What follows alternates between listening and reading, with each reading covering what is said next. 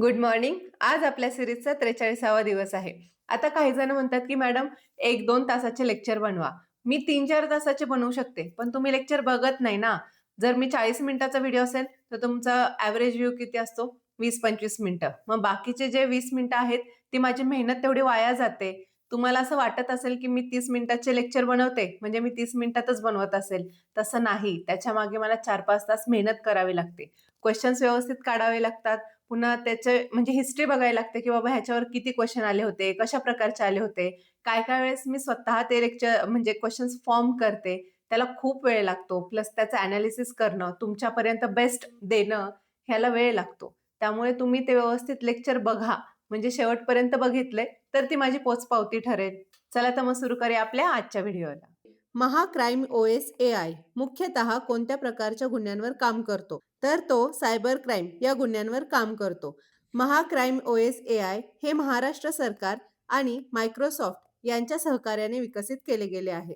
आता हे जे एआय आहे, हे कशावर आधारित आहे? तर क्राईम इन्व्हेस्टिगेशन प्लॅटफॉर्म आहे. पोलिसांना सायबर गुन्हे आणि डिजिटल फ्रॉड यासारख्या गुन्ह्यांच्या तपासात मदत करण्याच्या उद्देशाने हा प्लॅटफॉर्म तयार केला आहे. आता हा प्रश्न इम्पॉर्टंट का आहे? कारण आपल्या महाराष्ट्राचे जे मुख्यमंत्री आहेत आणि गृहमंत्री देवेंद्र फडणवीस हे जेव्हा केव्हा बोलतात किंवा जेव्हा इंटरव्ह्यू देतात, तेव्हा त्यांचा सगळ्यात जास्त फोकस कशावर असतो? डिजिटल ह्याच्यावर. म्हणजे आम्ही पोलीस खात्यात हे डिजिटल केलं, ते डिजिटल केलं, पुन्हा फॉरेन्सिक सायन्समध्ये डिजिटलायझेशन केलं. ह्याच्यामुळे काय झालं, की हा प्रश्न इम्पॉर्टंट ठरतो. प्लस हा प्रश्न आपल्या पोलीस खात्याशी रिलेटेड आहे. त्याच्यामुळं याच्यावर प्रश्न येण्याची शक्यता आहे. आता मायक्रोसॉफ्टचे जे आहेत, कोण आहेत सत्या नडेला. ह्यांच्यावर प्रश्न विचारला होता. मायक्रोसॉफ्टचे कोण आहेत? सत्या नडेला. हे आता इंडियामध्ये आले होते. तेव्हा मुख्यमंत्री देवेंद्र फडणवीस या दोघांनी मिळून हे जे महाक्राईम ओएस एआय हा प्लॅटफॉर्म लॉन्च केला. आता याचा मुख्य उद्देश काय आहे? सायबर गुन्ह्यांच्या तपासाला गती देणं, पुन्हा ऑटोमेटेड वर्कफ्लो आणि एआय असिस्टंट, तिसरं म्हणजे कायदेशीर सहाय्य आणि रिपोर्टिंग ह्या सगळ्यांमध्ये मदत करण्यासाठी हा प्लॅटफॉर्म लॉन्च केला आहे. ठीक आहे, आता ही सगळी झाली आपली माहिती. आता तुम्हाला प्रश्न आहे, ई-एफ-आय-आर ही कोणत्या कलमाअंतर्गत नोंदवली जाते? प्रश्न आपला झाला आहे. मी तुम्हाला याचं उत्तर सांगितलं होतं. तुम्ही मला कमेंट बॉक्समध्ये याचं उत्तर द्यायचं आहे. आता आपण पुढचा प्रश्न बघूया. पंतप्रधान नरेंद्र मोदी यांनी कोणत्या देशाच्या पंतप्रधानांना आय एम जॉर्जिया या आत्मचरित्रासाठी प्रस्तावना लिहिली आहे? तर इटलीच्या पंतप्रधान यांच्या आत्मचरित्रासाठी नरेंद्र मोदी यांनी प्रस्तावना लिहिली आहे. मग इटलीचे पंतप्रधान कोण आहेत? Giorgia Meloni. आणि इटलीची राजधानी काय आहे? तर रोम. आता हा प्रश्न का घेतला आहे? इंडियामध्ये या बऱ्याच व्हायरल झाल्या होत्या. कारण मोदी साहेब आणि जे मेलोनी आहेत यांचे Instagram, सोशल मीडियावर काही मजेशीर मीम व्हायरल झाले होते. त्यामुळे कदाचित याच्यावर प्रश्न येऊ शकतो. आता आपण पुढचा प्रश्न बघूया. खालीलपैकी कोणती संस्था संविधानिक नाही? तर नीती आयोग ही संस्था संविधानिक नाही. कारण 2015 मध्ये कार्यकारी आदेशाद्वारे नीती आयोग ही संस्था स्थापन झाली आहे. आता संविधानिक किंवा असंविधानिक हे कशावरून ठरवायचं? जे आयोग घटना दुरुस्ती किंवा कलमाने स्थापन केले जात नाही, तेव्हा त्यांना संविधानिक संस्था नाही असे म्हटले जाते. संघ लोकसेवा आयोग म्हणजेच काय? UPSC ही कलम 315 द्वारे स्थापन झाले आहे. म्हणून ही संविधानिक आहे. निवडणूक आयोग ही कलम 324 याद्वारे स्थापन झाली आहे. वित्त आयोग ही कलम 280 द्वारा स्थापन झाले आहे. आता ह्या ज्या तिन्ही संस्था आहेत त्या कलमाद्वारे स्थापन झालेल्या आहेत. पण नीती आयोग, राष्ट्रीय महिला आयोग, राष्ट्रीय मानवाधिकार आयोग हे काय आहेत? हे कुठल्याही कलमाने स्थापन झालेल्या नाहीत. म्हणून या संविधानिक संस्था नाहीत. ठीक आहे? आता आपण पुढचा प्रश्न बघूया. केंद्र सरकारच्या नवीन मार्गदर्शक सूचनांनुसार महाराष्ट्र राजभवनला कोणते नवीन अधिकृत नाव देण्यात आले आहे? तर महाराष्ट्र लोकभवन असे नाव देण्यात आले आहे. पंतप्रधान कार्यालयाचे नाव काय ठेवले आहे? आपण एक 2-3 दिवसापूर्वी व्हिडिओ पाहिला, म्हणजे एक 2-3 व्हिडिओ मागे. तर मी तुम्हाला सांगितलं होतं, की कोणकोणते नाव बदलून कोणते झाले आहेत. ठीक आहे. मग पंतप्रधान कार्यालयाचे नाव बदलून काय झाले आहे? सेवातीर्थ. राजपथचं नाव बदलून काय झालं आहे? कर्तव्यपथ. राज्यपालाचे जे कार्यालय आहे ते आता लोकभवन झालं आहे आणि उपराज्यपालाचे जे आहे कार्यालय त्याचं लोकनिवास असे नाव ठेवले आहे. हे जे नाव बदलले आहे ते लक्षात ठेवा, इम्पॉर्टंट आहे. आता आपण नेक्स्ट क्वेश्चन बघूया. खालीलपैकी कोणते संस्थात्मक कार्य डॉक्टर बाबा आढाव यांच्याशी संबंधित आहे? तर हमाल पंचायत. बाबा आढाव हे महाराष्ट्रातील प्रसिद्ध कामगार नेते व सामाजिक कार्यकर्ते होते. त्यांनी हमाल, कष्टकरी, असंघटित कामगारांच्या हक्कासाठी आयुष्यभर लढा दिला आणि त्यांचे कार्य खूप मोठे आहे. वयाच्या 95व्या वर्षी त्यांचं निधन झालं आहे. त्यांची कामगार चळवळीतील अग्रणी नेता म्हणून ओळख होती. माथाडी व हमाल कामगार अधिनियम 1969 हा कायदा करण्यात त्यांचा खूप मोठा वाटा होता आणि हा कायदा पास होण्यासाठी असंघटित कामगारांना एकत्र आणून त्यांनी मोर्चे, आंदोलन हे करून काय केलं होतं, सरकारवर दबाव टाकून हा कायदा काय केला होता, बनवायला भाग पाडलं होतं. या कायद्याने फायदा काय झाला? कामगारांची नोंदणी, ठराविक वेतन, पुन्हा कामाची हमी, भविष्य निर्वाह निधी, वैद्यकीय सुविधा, माथाडी कामगार मंडळाची स्थापना, ह्या सगळ्या गोष्टी शक्य झाल्या या एका कायद्यामुळे. डॉक्टर आढाव हे पेशाने आयुर्वेदिक डॉक्टर होते, पण त्यांनी समाजासाठी खूप इम्पॉर्टंट काम केलं आहे. आता आपण नेक्स्ट क्वेश्चन बघूया. इंटरनॅशनल अँटी करप्शन डे दरवर्षी कधी साजरा केला जातो? तर 9 डिसेंबरला इंटरनॅशनल अँटी करप्शन डे साजरा केला जातो. आणि याची थीम काय होती? तर ह्याची थीम होती युवा शक्तीच्या साथीने भ्रष्टाचाराविरुद्ध एकजूट आणि उद्याच्या एकात्मतेला आकार देणे, ही ह्याची थीम होती. 2003 मध्ये संयुक्त राष्ट्रांनी भ्रष्टाचार आंतरराष्ट्रीय करारची सुरुवात केली. म्हणजे तेव्हापासून हा दिवस साजरा केला जातो. ठीक आहे. आता आपण नेक्स्ट क्वेश्चन बघूया. आता आपले मराठीचे प्रश्न चालू झाले आहेत आणि आपला मराठीचा पहिला प्रश्न आहे, तो म्हणे वेडा झाला. या वाक्यातील अधोरेखित केवल प्रयोगी शब्दाचा उपप्रकार ओळखा. म्हणे हा काय आहे? जर वाक्यात सपोज म्हणे नसेल, तो वेडा झाला, तरी पण वाक्य पूर्ण होतंय, बरोबर? मग हे जे म्हणे आहे याचा अर्थ काय आहे? पादपूरणार्थ. पादपूरणार्थ ह्याचा अर्थ काय आहे? पाद म्हणजे भर किंवा जोड देणे. म्हणजे एखाद्या वाक्यात हा शब्द टाकला तर थोडंसं त्याला वजन प्राप्त होतं. आणि पुरण, पुरण म्हणजे काय? आपलं जे पुरणपोळी आहे त्यातलं पुरण नाही. हे पुरण म्हणजे पूर्ण करणे. तो म्हणे वेडा झाला म्हणजे आपण बोलतो ना, "अरेच्चा! अरे वाह!" हे काय आहे? हे म्हणे हे काय आहे? पादपूरणार्थ. असे जे एखाद्या वाक्यात भर टाकतात त्याला पादपूरणार्थ असे म्हणतात. म्हणजेच काय, की वाक्याचा अर्थ तर बदलत नाही, पण वाक्य पूर्ण, सहज किंवा बोलण्यास नैसर्गिक वाटावे म्हणून जो शब्द वापरला जातो त्याला पादपूरणार्थ असे म्हणतात. आता उदाहरणार्थ आणखी काय? "अरे, तू कधी आलास?" आता इथे मी फक्त बोललं, की "तू कधी आलास?" तरी चालतं. पण आणखी म्हणजे असं वाक्य नैसर्गिक वाटतं, बरोबर? "अरे, अगं, तू कधी आलीस?" हे जे अरे आहे, अगं आहे, हे काय आहे? पादपूरणार्थ आहे. पादपूरणार्थ म्हणजे फक्त भर घालणारा शब्द. एवढंच सिंपल. ठीक आहे? आता हे आश्चर्यदर्शक, शोकदर्शक, तिरस्कारद्योतक हे आपल्याला माहिती आहेत. पण हे जे असा एखादा नवीन शब्द आला, तर तुमचं कन्फ्युजन नको. मी सुद्धा हा प्रश्न वाचला तेव्हा मला समजला नव्हता. म्हणून म्हणलं, की तुम्हाला अशा प्रत्येक प्रश्नाची ओळख झाली पाहिजे, म्हणून मी हा प्रश्न घेतला आहे. आता आपण नेक्स्ट क्वेश्चन बघूया. सकाळी मी मित्राबरोबर फिरावयास जातो किंवा क्रीडांगणावर खेळतो. या वाक्यातील प्रकार ओळखा. तर ह्या वाक्याचा प्रकार काय आहे? ह्याचं आहे संयुक्त वाक्य.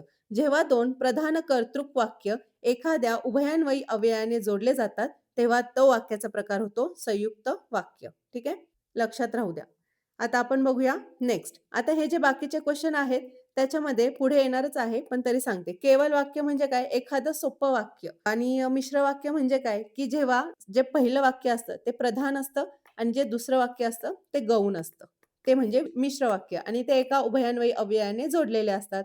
आणि केवल वाक्यामध्ये जेव्हा 2 असे कुठल्यातरी उभयान्वयी अव्ययाने जोडलेले असतात, ते एकत्र करून सिंपल एक वाक्य बनवलं जातं, तेव्हा होतं केवल वाक्य. ठीक आहे? आता नेक्स्ट बघूया. वाक्यातील अधोरेखित क्रियाविशेषणांचा प्रकार ओळखा. त्याने हात वर केला, तो हसत बोलला. आता त्याने हात वर केला. वर म्हणजे काय? की तो एखादं काय दाखवतंय, ह्यानी क्रिया कुठे घडली हे सांगितलं. कुठे घडली? वर घडली. म्हणून ते काय झालं? स्थानिक क्रियाविशेषण झालं. आणि तो हसत बोलला. हे काय आहे? हसत काय आहे? की क्रिया कशी घडली? म्हणजे कोणत्या पद्धतीने घडली हे सांगितलं आहे. म्हणून हे काय झालं? रीतिवाचक क्रियाविशेषण. म्हणून आपलं उत्तर काय येणार? स्थानिक क्रियाविशेषण आणि रीतिवाचक क्रियाविशेषण हे दोन्हीही. ठीक आहे? आता नेक्स्ट क्वेश्चन बघूया. विधानात अधोरेखित केलेल्या शब्दाचा प्रकार ओळखा. माझी कन्या परदेशी गेली. कन्या हा कोणता शब्द आहे? हा तत्सम शब्द आहे. तद्भव असतं तर काय असतं? मुलगी. बरोबर? देशी शब्द वगैरे म्हणजे माझी पोट्टी, पोरगी म्हणजे विदर्भात जसं बोलतात ते देशी शब्द झाले. बरोबर? कन्या हे काय आहे? तत्सम शब्द. पुढचा प्रश्न बघूया. चौकीदार हा शब्द कोणत्या परकीय भाषेतील आहे? हा प्रश्न बऱ्याच वेळा विचारला आहे आणि इथे चौकीदारमध्ये उर्दू आणि फारसीमध्ये लोकं कन्फ्यूज होतात. पण उत्तर आहे फारसी. चौकीदार हा फारसी शब्द आहे. पुढचा प्रश्न बघूया. आता आपले गणिताचे प्रश्न सुरू झाले. खूप इम्पोर्टंट प्रश्न आहेत आणि युनिक प्रश्न आहेत. खालील शृंखलेतील पुढील पद कोणते?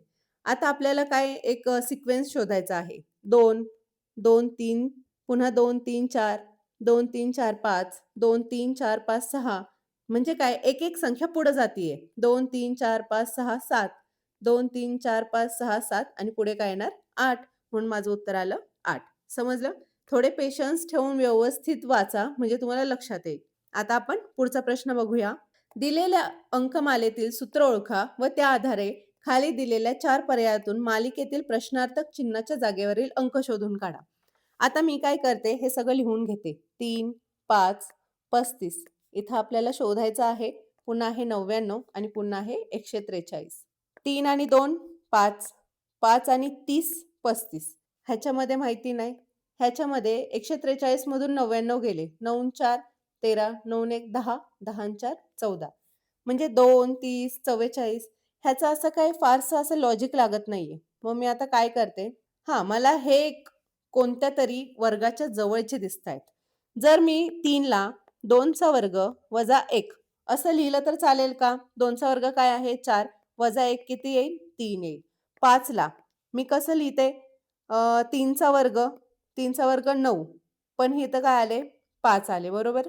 मग इथे काय होऊ शकतं? हा आहे 6चा वर्ग वजा 1 हा आहे 10चा वर्ग वजा 1 हा आहे 12चा वर्ग वजा 1 मग 2 मग हा 4चा वर्ग 16 हे पण नाही होऊ शकत. अच्छा हे 15 आहे. सॉरी.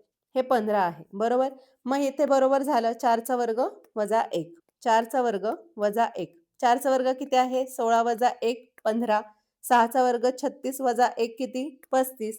मग हे आपल्याला एक गोष्ट कळाली की ह्या काय आहेत? समसंख्या आहेत. बरोबर? 2 4 6 10 12 मग इथे काय येणार? 8 येणार बरोबर? 6 नंतर दुसरी समसंख्या कोणती आहे? 8. 8चा वर्ग वजा 1 8चा वर्ग आहे 64 वजा 1 म्हणजे किती येणार? 63. म्हणून माझं उत्तर काय आलं? 63. समजलं? इथे 10 इथे 12 बरोबर? 10चा वर्ग किती आहे? 100 वजा 1 99. 12चा वर्ग किती आहे? 144 वजा 1 43. सिंपल होतं. फक्त तुम्हाला ह्या संख्यांकडे बघून एक लॉजिक लक्षात आलं पाहिजे. आता आपण पुढचा प्रश्न बघूया. आपला पुढचा प्रश्न आहे, एका कुटुंबातील जोडप्याला एक मुलगा आणि एक मुलगी आहे. वडिलांचे वय मुलीच्या वयाच्या 4 पट आहे. म्हणजे वडिलांचं वय हे किती आहे? मुलीच्या 4 पट आहे. 4 आणि 1. पुन्हा मुलाचे वय त्याच्या आईच्या वयाच्या 1/3 आहे. म्हणजे आईचं वय हे किती आहे? तिप्पट आहे. कोणाच्या? मुलाच्या. आणि मुलाचं वय किती? 1.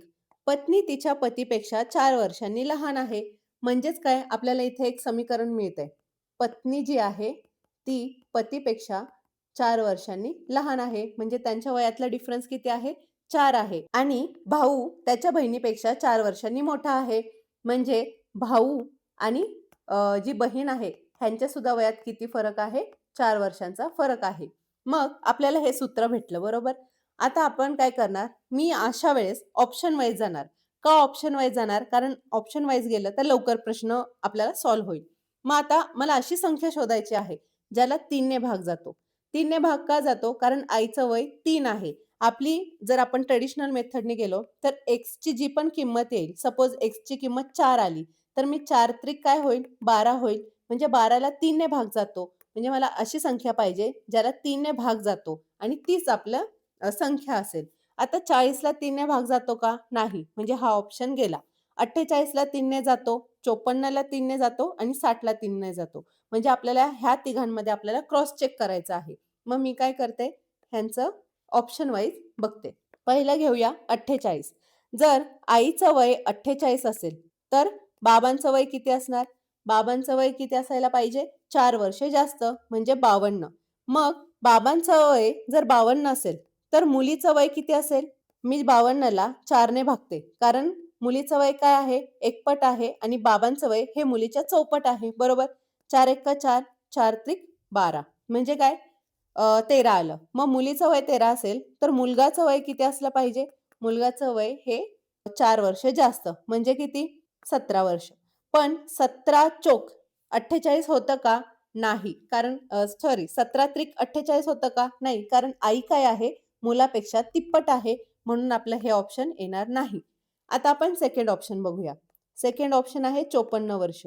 जर मी आईचं वय 54 वर्ष पकडलं, तर बाबांचं वय किती येणार? बाबांचं वय येणार 58 वर्ष. मग मुलगीचे वय किती येणार? मुलीचे वय ह्याला मी 4 ने भागते.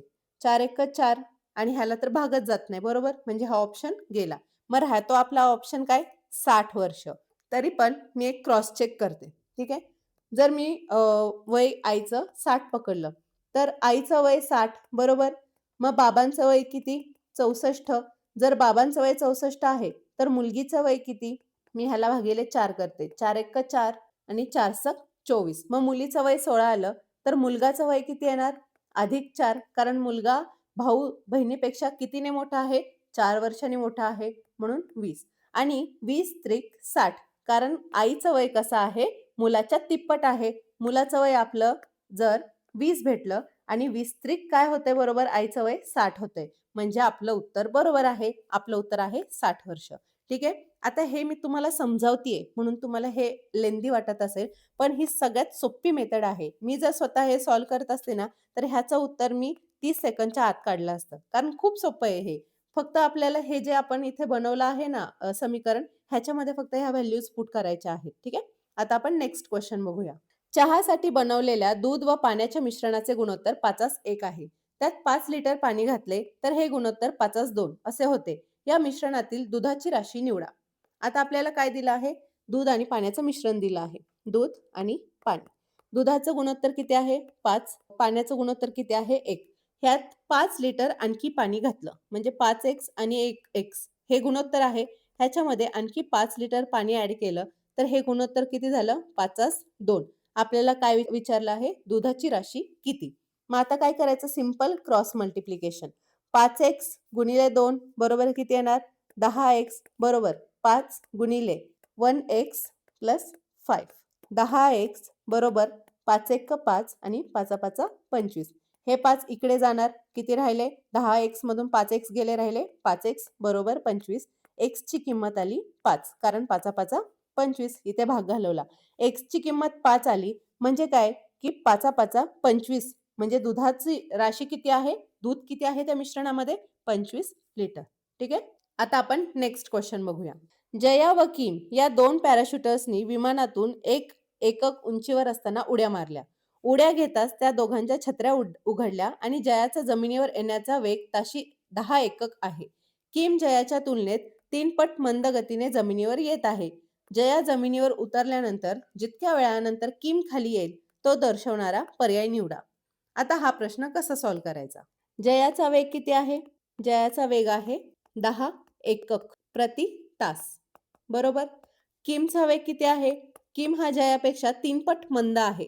म्हणजेच काय? किमचा वेग बरोबर किती येणार? 10/3 कारण तो 3 पट मंद आहे. म्हणून किमचा वेग किती आला? 10/3 एकक प्रति तास. आता जया जमिनीवर येण्याचा वेळ किती आहे? आपलं सूत्र काय आहे? वेळ बरोबर अंतर भागिले वेग. अंतर किती आहे? अंतर आपल्याला माहिती नाही, बरोबर? अंतर आपलं 1 एकक आहे. इथे आहे 1 एकक आणि तिचा वेग किती आहे? 10 एकक, बरोबर? आता 1 एकक आणि 10 एकक हे काय आहे? एकक प्रति तास आहे. पण मला ह्याला मिनिटांमध्ये कन्व्हर्ट करायचंय. मिनिटांमध्ये का? कारण आपले जे ऑप्शन आहेत ते मिनिटांमध्ये आहेत. मग मला 1/10 तासाला मिनिटांमध्ये कन्व्हर्ट करायचं असेल, तर मी गुणिले 60 करेल. मग माझे किती मिनिटं आले? 10/60 म्हणजे 6 मिनिटे. दुसरं, किम जमिनीवर येण्याचा वेळ काढायचा आहे. हा झाला जयाचा, बरोबर? आता मी काय काढते? किमचा. किमचा वेळ काढण्यासाठी पुन्हा तेच अंतर भागिले वेग. अंतर किती आहे? 1 एकक आहे. वेग किती आहे? 10/3. ह्याला सुद्धा मी काय करणार? 60 ने गुणणार. कारण ह्याचा पण एक कसं काय आहे? एकक प्रति तास आहे. आपल्याला तो मिनिटांमध्ये कन्व्हर्ट करायचा आहे. आता हा 3 काय करणार? वर जाणार. मग आपलं उत्तर कसं येणार? 3/10 गुणिले 60. 10/60 आणि 6 18 मिनिटे. आपल्याला विचारलं काय आहे? जया जमिनीवर उतरल्यानंतर जया जमिनीवर उतरल्यानंतर जितक्या वेळानंतर किम खाली येईल तो दर्शवणारा पर्याय निवडा. म्हणजेच काय, की जेव्हा जया लँड झाली त्याच्यामध्ये आणि जेव्हा किम लँड झाला त्याच्यामध्ये फरक काय आहे? आता 18 मिनिटे वजा 6 मिनिटे किती येईल? 12 मिनिटे. म्हणजेच काय, की जया लँड झाल्यानंतर 12 मिनिटांनी किम लँड होतोय आणि तेच आपलं उत्तर आहे. 12 मिनिटे हे आपलं उत्तर आहे. समजलं? सोप्पं आहे. मी एक शॉर्टमध्ये तुम्हाला सांगते. जयाचा वेग किती आहे? 10 एकक प्रति तास. त्यांनी दिला आहे बघा. वेग ताशी 10 एकक आहे आणि किमचा वेग किती आहे? जयाच्या तुलनेत 3 पट मंद गतीने येतोय. म्हणजेच काय? तो 30 येत नाहीये, तो 10/3 ह्या वेगाने येतोय. म्हणजे त्याचा वेग किती झाला? 10/3 एकक प्रति तास. आता आपल्याला जयाचं ती कधी लँड झाली ते काढायचं आहे. म्हणून अंतर भागिले वेग. अंतर आहे 1 एकक. हे बघा इथे 1 एकक उंचीवर असताना 1 एकक भागिले 10 एकक प्रति तास. आता हे तासामध्ये आहे. आपल्याला मिनिटांमध्ये कन्व्हर्ट करायचंय म्हणून मी काय केलं? गुणिले 60 केलं. मिनिटांमध्ये कन्व्हर्ट करायला. 10 ने 60 ला भाग गेला, उत्तर आलं 6 मिनिटं. सेम मी किमच्या बाबतीत केलं, अंतर भागिले वेग हे सॉल्व्ह केलं. मग माझं उत्तर आलं 18 मिनिटं. आपल्याला प्रश्न काय विचारला होता, की जया जेव्हा लँड होते, तेव्हा किती वेळानंतर किम लँड होतो? मग किम किती वेळानंतर लँड होतो? जयाचा वेग किती आहे? 6 मिनिटे. किमचा वेग आहे 18 मिनिटे. ह्या दोघांच्या वेळात जो पण फरक असेल, तो 12 मिनिटाचा. तेच आपलं उत्तर आहे. समजलं? आता बघूया नेक्स्ट क्वेश्चन. आता हा पुढचा प्रश्न तुमच्यासाठी. ह्याचं उत्तर तुम्ही मला कमेंट बॉक्समध्ये द्यायचं आहे. खूप सोपा प्रश्न आहे. पुढचं बघूया आपण बुद्धिमत्तेचे प्रश्न. आता आपल्या बुद्धिमत्तेचे प्रश्न सुद्धा खूप इंटरेस्टिंग आहेत. आपल्या बुद्धिमत्तेच्या पहिल्या प्रश्नाला सुरुवात करूया. खालील वेन आकृतीमध्ये खेड्यातील युवक हे त्रिकोणाने दाखवलेत. म्हणजे हे काय आहेत? खेड्यातील युवक आहेत. बेरोजगार युवक हे काय आहेत? चौकोन आहेत. बेरोजगार. आणि शिक्षित युवक हे गोलनी दाखवले आहेत. हे आहेत शिक्षित.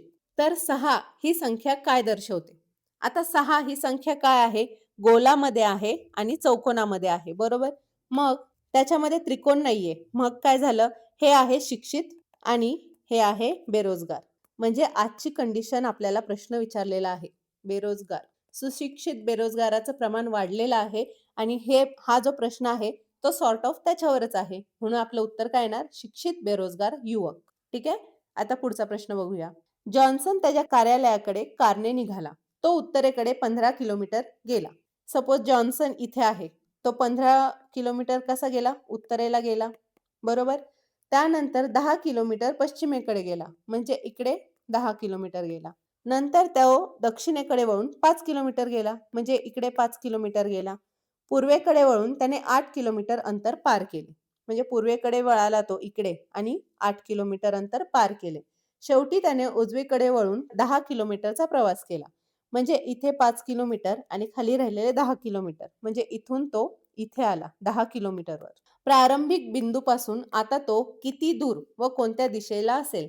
हा आपला प्रारंभिक बिंदू आहे आणि हा 8 किलोमीटर गेला म्हणजे 2 किलोमीटर तो आता प्रारंभिक बिंदूपासून पश्चिमेला आहे. म्हणजे 2 किलोमीटर पश्चिम हे आपलं उत्तर आलं. ठीक आहे? आता आपण बघूया नेक्स्ट क्वेश्चन. आता आपलं सिलॉजिझम म्हणजे निष्कर्ष आणि विधाने ह्याचं उत्तर आपल्याला शोधायचं आहे. सर्व कमळे कोआला आहेत. म्हणजे सर्व जे कमळे आहेत ती काय आहेत? कोआला. आणि सर्व कोआला हे काय आहेत? बोटी आहेत. आणि काही भिंती बोटी आहेत. आता भिंतींचा बोटीचा काही संबंध नाही. पण ह्याच्यामध्ये रियालिटी चेक होत नाही. जे दिलंय ते काढायचं असतं. काही भिंती ह्या काय आहेत? बोटी आहेत. ठीक आहे. मग आपल्याला निष्कर्ष काय दिला आहे? काही बोटी कमळे आहेत. काही बोटी कमळे आहेत. बरोबर. सर्व बोटी कमळे आहेत का नाही हे माहिती नाही. पण काही बोटी कमळे आहेत. काही भिंती कोआला आहेत. आता भिंतींचा आणि कोआलाचं आपल्याला काही संबंधच माहिती नाही आणि काही संबंधच दिला नाही. म्हणून हे उत्तर काय येणार? चूक. सर्व कोआला कमळे आहेत. सर्व कोआला कमळे आहेत. हे बघा, आपल्याला माहिती आहे की सर्व कमळे कोआला आहेत. पण सर्व कोआला हे कमळे आहेत हे आपल्याला समजत नाही आणि आपल्याला तसं क्लिअर कट इन्स्ट्रक्शन सुद्धा नाही. म्हणून हा पण उत्तर काय येणार? चुकीचं येणार. कारण काही कोआला कमळे असू शकतात, पण सर्व कोआला कमळे आहेत हे आपल्याला जोपर्यंत विधानामध्ये देत नाही तोपर्यंत आपण मानायचं नाही. म्हणून माझं उत्तर काय आलं? फक्त अ. ठीक आहे? आता बघूया पुढचा प्रश्न. ABCDEF हे 6 मित्र समोरासमोर बसून एका वर्तुळाकृती मैदानात खेळत आहेत. म्हणजे मला एक गोल काढायचा आहे. 6 मित्र आहेत, एकमेकांच्या समोर बसले आहेत. म्हणजे एक इथे, एक इथे, एक इथे, एक इथे आणि बाकीचे इथे. असं मी मनाने काढलं. तुम्ही इथे पण काढू शकता. पुढे आपल्याला काय दिलं आहे? ई हा डीच्या डाव्या बाजूस आहे. ठीक आहे. मी जे इन्स्ट्रक्शन्स आहेत ते व्यवस्थित लिहून घेते. ई हा काय आहे? डीच्या डाव्या बाजूस आहे. सी हा ए आणि बीच्या मध्ये आहे. सी हा ए आणि बीच्या मध्ये आहे. मग बी इथे पण असू शकतो किंवा बी इथे पण असू शकतो. ठीक आहे. मी फक्त इन्स्ट्रक्शन लिहून घेतलं. एफ हा ई आणि एच्या मध्ये आहे. तिसरं काय आहे? एफ हा ई सॉरी एफ हा ई आणि एच्या मध्ये आहे. ठीक आहे. मग बीच्या डाव्या बाजूला कोण? आता आपल्याला इथे लिहिलेलं नाही की ई हा डीच्या लगेच डाव्या बाजूला आहे. पण आपल्याला असं पण सांगितलं नाही की किती अंतर सोडून आहे किंवा कसं आहे. मग जर आपल्याला ऑप्शनमध्ये तसं दिलं नसेल, तर मी काय करणार? मी ईला इथं ठेवते. ठीक आहे. आणि डीच्या लगेच बाजूला बसवते. कारण आपल्याला असं ऑप्शन आपल्याला जे इन्स्ट्रक्शन दिलंय त्याच्यामध्ये सुद्धा सांगितलं नाही की लगेच डावीकडे आहे किंवा कसा डावीकडे आहे. डाव्या बाजूस आहे. मग मी काय करते त्याला लगोलग डाव्या बाजूला ठेवते. ई आणि एच्या मध्ये एफ आहे. जर मी एला इथे ठेवलं आणि एफला इथे ठेवलं तरी बनतंय. ए आणि बीच्या मध्ये कोण आहे? सी आहे. तरी बनतं. बरोबर? बर. एखादा म्हणलं की सपोज एक मी दुसरी पॉसिबिलिटी सांगते. हा गोल आहे. हे 6 जण बसलेले आहेत. जर ईला मी इथे ठेवला, डीला इथे ठेवला. जर एखादं म्हटलं की बाबा मी ई आणि एच्या मध्ये एफला ठेवायचं आहे. मग मी एफला इथे ठेवते आणि एला इथे ठेवते. तरी पण ह्या दोघांच्या मध्ये ई आणि एच्या मध्ये एफ बसतोय. बरोबर बसतोय. पण ए आणि च्या मध्ये सी बसत नाही. कारण एच्या लगेच शेजारी सी येतोय. पण बीच्या लगेच शेजारी सी येत नाही. म्हणजे ह्याच्यामध्ये एक कोणतरी येतोय. बी आणि एच्या मधोमध सी पाहिजे. म्हणून आपलं हे ऑप्शन येणार नाही. म्हणजे आपलं हे उत्तर आहे. जे त्यांनी क्लिअर इन्स्ट्रक्शन दिले आहेत ते ॲज इट इज मी घेतले आणि माझं उत्तर आलं. मग आपल्याला प्रश्न काय विचारला आहे? बीच्या डाव्या बाजूला कोण? बी इथे आहे. सगळेजण कुठे बघतायत? समोरासमोर आतमध्ये बघतायत. मग बीच्या डाव्या बाजूला लगेच कोण आहे? डी. म्हणून माझं उत्तर आलं ऑप्शन क्रमांक 3 डी. ठीक आहे. समजलं? हे थोडंसं पझल म्हणजे कोडी स्वरूपात हे असे क्वेश्चन येतात आणि पोलीस भरतीमध्ये हे अगोदर येत नव्हते पण आता यायला लागले आहेत. त्यामुळे ह्याची सुद्धा प्रॅक्टिस करा. ठीक आहे. पुढचा प्रश्न बघूया. प्रश्न चिन्हाच्या जागी कोणती अक्षरे हवीत? आता मी काय करते अगोदर एबीसीडी लिहून घेते. आता सी आणि पी. ठीक आहे. मी आता पहिल्यांदा काय करते लिहून घेते माझ्यासाठी. म्हणजे मला त्यांचं काय नातं लागतंय हे तुम्हाला सांगता येईल. ठीक आहे. सी छेद जी. पुढे काय दिलं आहे? सॉरी सी छेद पी. पुढे दिलं आहे जी छेद एल. टी छेद एस आणि आपल्याला पुढे काय काढायचं आहे? उत्तर काढायचं आहे. आता याच्यामध्ये सी इथं आहे, पी इथं आहे. बरोबर? म्हणजेच काय की सी आणि पी मध्ये इतकं काय रिलेशन आपल्याला सापडत नाही. मग मी काय करते? कदाचित त्यांनी अंशात जे आहेत त्यांचं वेगळं हे रिलेशन लावलं असेल आणि जे छेदत आहेत त्यांचं वेगळं रिलेशन लावलं असेल. मग मी काय जाते? सी पासून जी पर्यंत जाते. सी इथं आहे, जी इथं आहे. मध्ये किती गाळले आहेत? 3 गाळले आहेत. ठीक आहे. जी इथे आहे, टी इथे आहे. म्हणजे जी पासून टी 1, 2, 3, 4, 5, 6, 7, 8, 9, 10, 11, 12 म्हणजे 12 गाळलेले आहेत. डायरेक्ट इथं आला आहे. मग टी आणि एस, सी आणि पी, जी आणि एल ह्यांचं काय संबंध आहे? म्हणजे काय की हे रिलेशन लागत नाही. मग आपल्याला आता काय करायचं आहे? सी ची व्हॅल्यू किती आहे? 3 आहे. जी ची व्हॅल्यू किती आहे? 7 आहे. टी ची व्हॅल्यू 20 आहे. मग ह्यांच्यामध्ये काय आहे? 3 आणि 7 मध्ये कितीचा फरक आहे? 4 चा फरक आहे. +4. 7 आणि 20 मध्ये कितीचा फरक आहे? +13. मग आता आपल्याला दुसरं कुठलंच रिलेशन सापडत नाही. मग मी काय करते? कदाचित ह्याच्यानंतर पुन्हा +4 असं रिलेशन होऊ शकतं. म्हणजे +4 +13 +4 +13. मग टी नंतर +4 केलं तर किती होईल? टी इथे आहे 1, 2, 3, 4 म्हणजे +4 करून वरती येईल माझा एक्स. आता खाली काय रिलेशन लागते ते बघूया. पी नंतर आहे. पी ची व्हॅल्यू किती आहे? 16 आहे. एल ची व्हॅल्यू आहे 12. एस ची व्हॅल्यू आहे 19. आता याच्यामध्ये काय आहे ते बघूया. 16 वजा 4. 12 आणि किती 19? 12 अधिक 7 19. म्हणजे खालच्यांचं रिलेशन काय आहे? -4 + 7. -4 + 7. मग 19 नंतर मी काय करणार पुन्हा -4. एस नंतर -4 केलं 1, 2, 3, 4 म्हणजे खाली काय येणार माझं ओ येणार आणि असा ऑप्शन कुठे आहे एक्स आणि ओ.